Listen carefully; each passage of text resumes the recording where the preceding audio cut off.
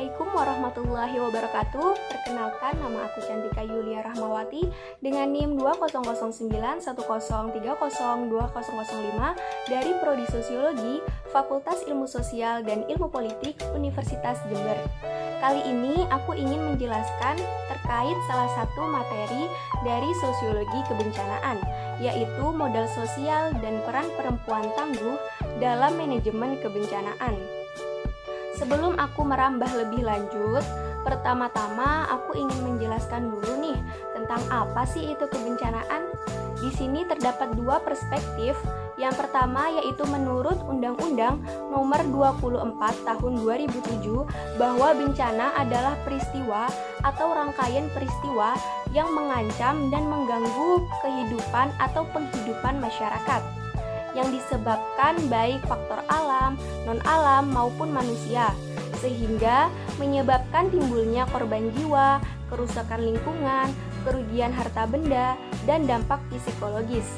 Dan yang kedua yaitu menurut UNISDR pada tahun 2008 bahwa bencana merupakan suatu gangguan serius terhadap keberfungsian masyarakat, sehingga menyebabkan kerugian yang meluas pada kehidupan manusia dari segi materi, ekonomi, atau lingkungan, dan gangguan itu melampaui kemampuan masyarakat yang bersangkutan untuk mengatasi dengan menggunakan sumber daya mereka sendiri.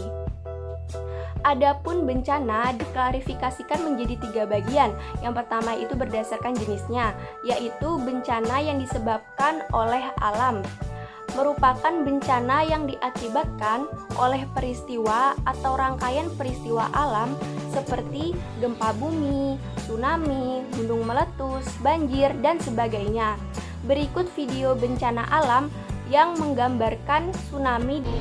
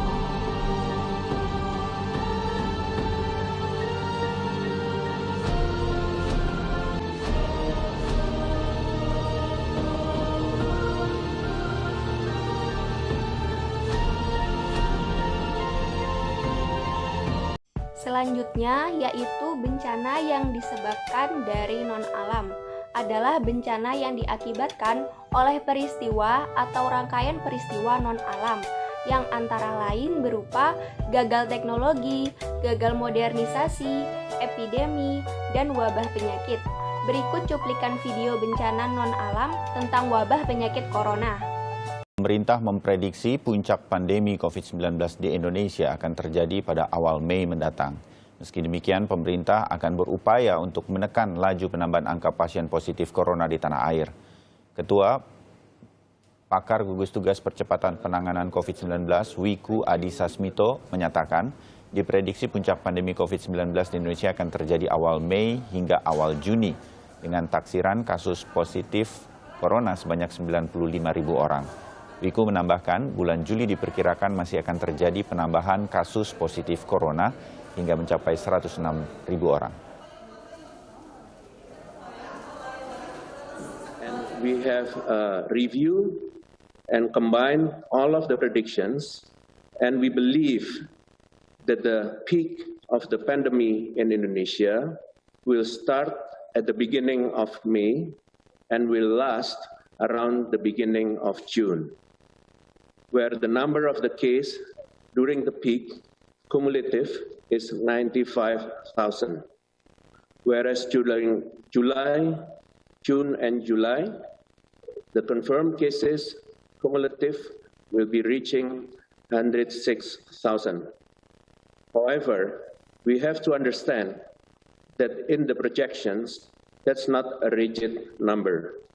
We are having a collective effort really to implement the policy to make sure that the predictions remain the predictions and the real case should be lower than the predictions.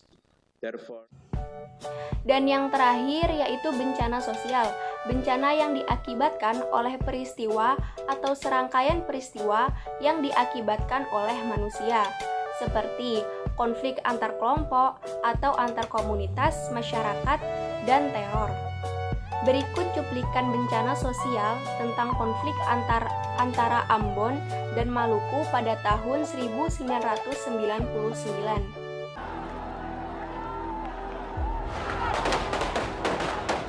Saya potongnya udah pakai emosi.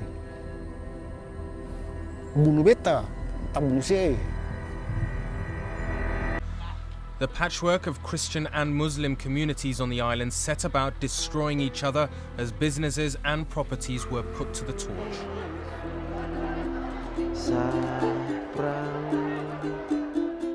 Kita beranggap kalau ini adalah perang suci. Kita membela agama dan membela tempat tinggal kita.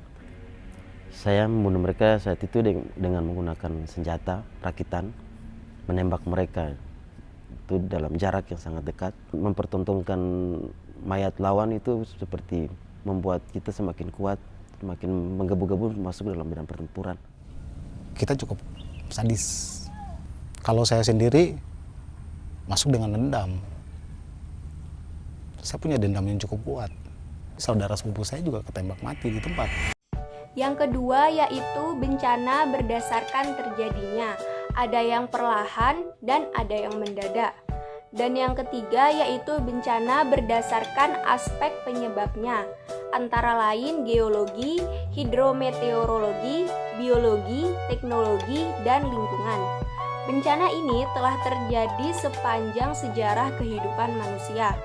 Bukti bencana telah terjadi antara lain: 1. Terdapat catatan dalam kitab suci, seperti bencana banjir bandang di zaman Nabi Lut, bencana gunung meletus di zaman Nabi Lut, bencana kelaparan di zaman Nabi Yusuf, dan bencana hama di zaman Nabi Musa. Dan yang kedua yaitu adanya mitos-mitos dalam kehidupan masyarakat mengenai suatu peristiwa. Dan yang ketiga yaitu adanya ritual-ritual yang dilakukan oleh masyarakat untuk menciptakan harmoni dalam kehidupannya. Dan yang terakhir yaitu adanya istilah-istilah bencana yang ada dalam kehidupan masyarakat, seperti pagebluk, bala, dan istilah lain dalam bahasa lokal. Selanjutnya mengenai modal sosial. Modal sosial menurut Ibrahim pada tahun 2006 menyebutkan bahwa hakikat modal sosial adalah hubungan sosial yang terjalin dalam kehidupan sehari-hari masyarakat, di mana hubungan sosial mencerminkan hasil interaksi sosial dalam kerjasama, pertukaran sosial, saling percaya, termasuk norma dan nilai yang mendasari kegiatan bersama atau kegiatan kolektif antar masyarakat.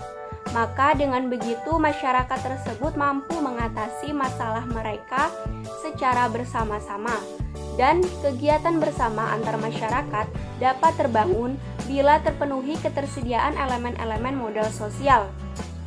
Adapun elemen-elemen pokok modal sosial antara lain yang pertama yaitu hubungan saling percaya, yang kedua jaringan sosial, yang ketiga pranata, dan yang terakhir resepsionitas. Jenis modal sosial menurut Bourdieu yang pertama yaitu modal ekonomi. Modal ekonomi adalah sumber daya yang bisa menjadi sarana produksi dan sarana finansial. Dan yang kedua yaitu modal sosial. Modal sosial adalah segala jenis hubungan sebagai sumber daya untuk penentuan kedudukan sosial.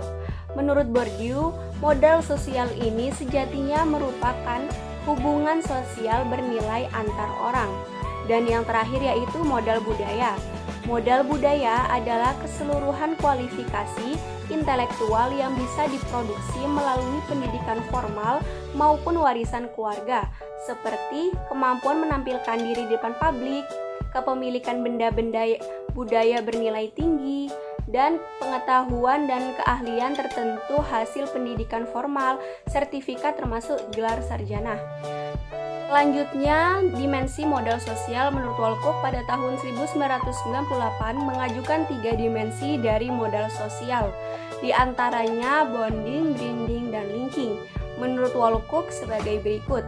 Yang pertama yaitu modal sosial yang bersifat mengikat atau bonding sosial kapital, merujuk pada hubungan antar individu yang berada dalam kelompok primer atau lingkungan ketanggaan yang saling berdekatan, misalnya anggota keluarga, tetangga, teman dekat, dan rekan kerja. Ikatan ini sering disebut sebagai perekat sosial. Dan yang kedua yaitu modal sosial yang bersifat menjembatani atau branding sosial kapital, adalah hubungan yang saling terjalin di antara orang-orang yang berbeda, termasuk pula orang-orang dari komunitas, budaya, atau latar belakang sosial ekonomi yang berbeda.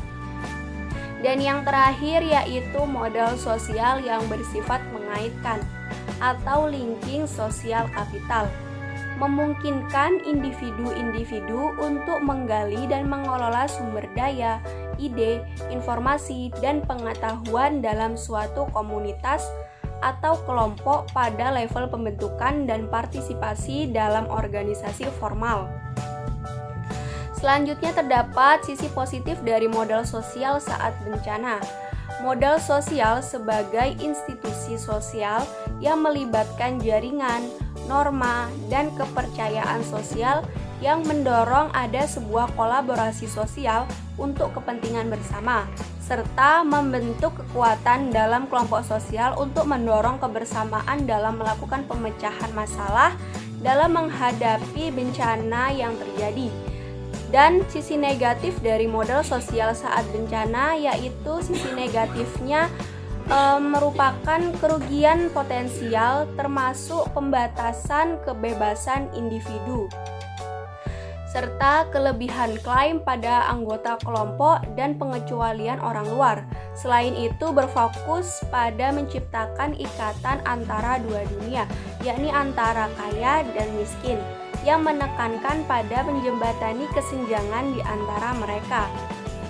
Selanjutnya terdapat pula wujud nyata dari modal sosial, antara lain yaitu hubungan sosial, adat dan nilai budaya lokal, toleransi, kesediaan untuk mendengar, kejujuran, kearifan lokal dan pengetahuan lokal, jaringan sosial dan kepemimpinan sosial, kepercayaan, kebersamaan dan kesetiaan, tanggung jawab sosial, partisipasi masyarakat, dan kemandirian. Berikut cuplikan video tentang salah satu pengimplementasian modal sosial saat pandemi.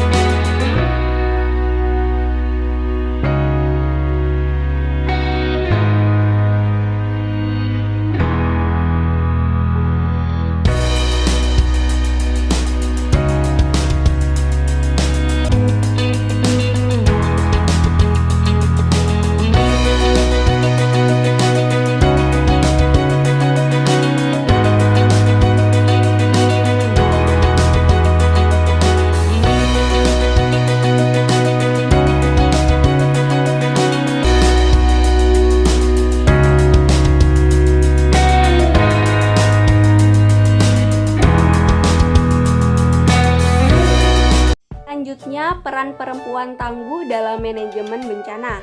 Perlu diketahui sebelumnya perempuan adalah bagian dari kelompok masyarakat yang berada pada daftar kelompok dengan resiko tinggi terhadap bencana. Berdasarkan beberapa catatan dari kejadian bencana yang telah terjadi, salah satu kelompok yang paling rentan terhadap dampak dari bencana adalah perempuan dan anak-anak. Seperti saat kejadian gempa di Yogyakarta pada tanggal 27 Mei 2001 yang mayoritas korban dari kalangan perempuan lansia yang pada saat itu berada di dapur untuk menyiapkan sarapan pagi sehingga terlambat menyadari adanya gempa. Di sini terlihat bahwa peran perempuan dalam penanganan bencana dalam hal perjuangannya membentuk dapur umum dilakukan secara spontan oleh ibu-ibu, baik yang rumahnya roboh atau tidak, dan saling membantu demi mencapai tujuan agar keluarganya tidak kelaparan. Selain itu, pemrakasa pembentukan dapur umum khususnya yang didirikan oleh korban adalah kaum perempuan. Para perempuan tersebut adalah orang-orang yang aktif dalam organisasi di tingkat dusun maupun organisasi yang lebih besar di luar daerah tempat tinggal mereka. Adapun peran perempuan dan kelompok perempuan prabencana antara lain yaitu pertama tahap pencegahan, yakni upaya untuk menghilangkan atau mengurangi kemungkinan timbul ancaman. Yang kedua yaitu mitigasi, yaitu upaya yang dilakukan untuk mengurangi dampak buruk dari suatu ancaman. Dalam mitigasi ini terbagi menjadi dua bagian, yakni mitigasi struktural atau upaya mengurangi kerentanan terhadap bencana dengan cara rekayasa teknis atau pembangunan fisik. Setelah itu mitigasi kultural atau upaya mengurangi kerentanan terhadap bencana dengan cara perubahan paradigma, peningkatan pengetahuan, dan sikap sehingga terbangun masyarakat tangguh. Yang terakhir yaitu kesiagapan, yaitu persiapan rencana untuk bertindak ketika terjadi atau kemungkinan akan terjadi bencana. Perencana terdiri dari perkiraan terhadap kebutuhan-kebutuhan dalam keadaan darurat. Maka perempuan menjadi manajer dalam rumah tangga, bahkan isi rumah pun perempuan yang lebih paham, sehingga dalam kesehariannya menjadikan hal tersebut menjadi mudah dan melekat. Maka dari itu sudah seharusnya perempuan menjadi sosok yang peka terhadap bencana. Perempuan sebagai manajer rumah sebenarnya mengetahui di mana lokasi aman dan lokasi rawan di dalam rumahnya, serta perempuan juga harus mengetahui hal apa yang harus dimiliki rumahnya agar aman dari bencana. Selain itu, tugas perempuan sebagai ibu, istri, anak, dan anggota keluarga adalah memastikan anggota keluarganya mengetahui tentang kondisi rumah, cara menyelamatkan diri, dan sebagainya. Fase-fase peran perempuan dalam manajemen kebencanaan. Yang pertama yaitu fase tanggap darurat. Di sini kelompok perempuan membantu di dapur umum dan penggalangan dana. Yang kedua, fase pasca tanggap darurat atau transisi, seperti membantu traumatic healing dan pemulihan psikologis keluarga. Nah, keluarga di sini bekerja sama dengan PMI. Yang ketiga yaitu fase recovery, yaitu membantu proses rehabilitasi dan rekonstruksi. Yang keempat, mitigasi dengan membantu sosialisasi pengetahuan kebencanaan melalui kelompok dan perempuan sebagai agen dalam keluarga. Dan yang terakhir yaitu kesiagapan dengan menyiapkan tas ransel yang berisi surat berharga, jalur evakuasi, mobilisasi sumber daya, tabungan, dan lain-lain. Berikut video tentang adanya peran perempuan tangguh dalam manajemen kebencanaan. Pertama, kalau kami orang Papua, ya selalu urusannya ya paling kita urus dalam rumah, urus suami, urus anak-anak. Tapi artinya saya melihat itu bukan sebagai suatu tantangan, halangan untuk saya, tapi saya harus maju. Karena sebagai perempuan dalam kebencanaan, perempuan kan merupakan kelompok yang rentan. Mungkin tantangan yang saya hadapi itu cuma sebatas Misalnya kita mengajak, artinya kita mengajak, memberikan pemahaman kepada kaum perempuan untuk mereka mau bergabung itu kan kayak gampang-gampang susah. Ada yang artinya memang betul-betul memahami apa yang kita sampaikan, ketika apa yang kita sampaikan itu bermanfaat bagi mereka. Ketika mereka beranggapan bahwa itu bermanfaat, ya saya rasa senang karena mereka mau bergabung dengan kami di TSBK. Terus memberikan motivasi kepada mereka untuk mau terlibat sama-sama dengan kami dalam tim siaga bencana ataupun ada kegiatan-kegiatan dalam rangka mengurangi risiko bencana. Dalam konteks kebencanaan, perempuan seringkali hanya dianggap sebagai pihak yang rentan sehingga butuh tindakan dan perlakuan khusus saat terjadi bencana. Kapasitas perempuan kerap terlupakan dalam proses pengurangan resiko bencana karena kuatnya pandangan bahwa persoalan bencana hanya erat kaitannya dengan kerja-kerja yang mengandalkan kekuatan fisik. Hal ini tidak terlepas dari adanya budaya patriarki di sebagian besar masyarakat Indonesia yang memisahkan peran laki-laki dan perempuan berdasarkan fisik semata tanpa memahami bahwa kapasitas perempuan pun sama bila diberi ruang dan kesempatan.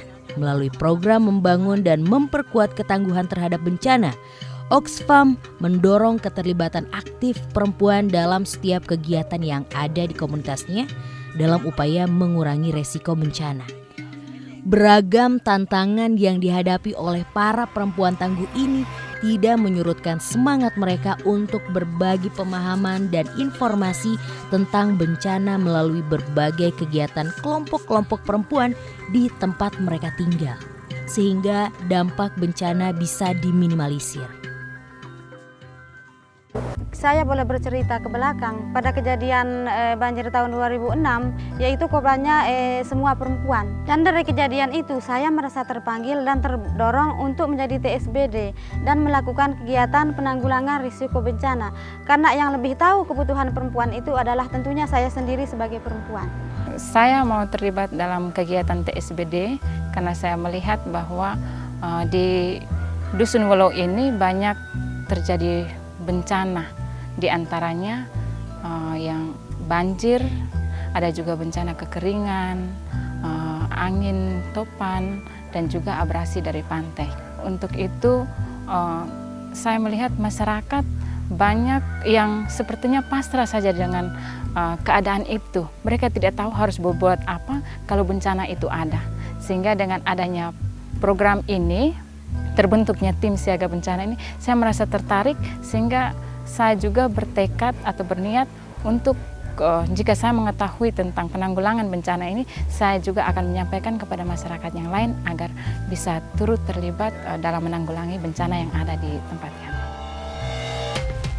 Salah satu aspek yang seringkali terlupakan dalam aspek kebencanaan, terutama saat proses penanggulangan bencana adalah keterjangkauan kebutuhan perempuan.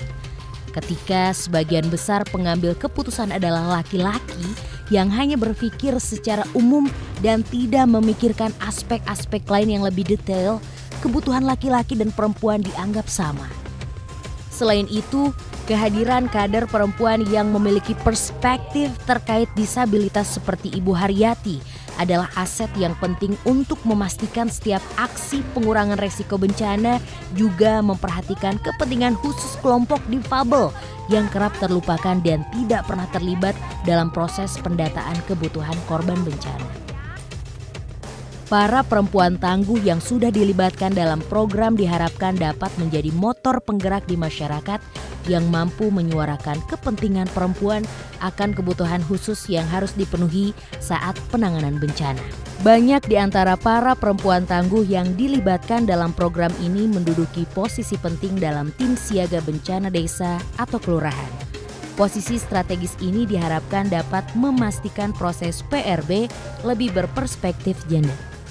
Mungkin hanya itu saja yang dapat aku jelaskan, dan sampai ketemu di video selanjutnya.